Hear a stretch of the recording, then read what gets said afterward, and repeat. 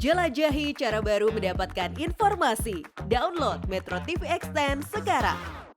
Prananda Surya Paloh, anggota DPR RI dari Partai Nasdem, akan menambah 5.000 program Indonesia Pintar ke seluruh pelajar mulai tingkat SD hingga SMA se-Sumatera Utara. Prananda bertekad akan terus memberikan kebutuhan pendidikan kepada seluruh pelajar, terutama di Sumatera Utara. Hal itu disampaikannya saat memberikan langsung program Indonesia Pintar ke SMP Negeri 23 Medan di Jalan Perguruan Tinggi Swadaya, Kecamatan Medan Denai pada hari Rabu sore kemarin. Di hadapan ribuan orang tua murid yang anaknya mendapatkan program Indonesia Pintar, Prananda Surya Paloh menegaskan pendidikan sangat penting dan menjadi kunci kesuksesan masa depan.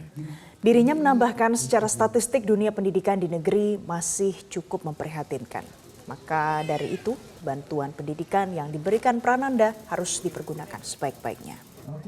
Masyarakat Sumatera Utara 500 PIP. Ini memang jumlahnya masih kita terus usahakan sampai dengan masa jabatan saya berakhir. Tahun depan kita usahakan 5.000 lagi.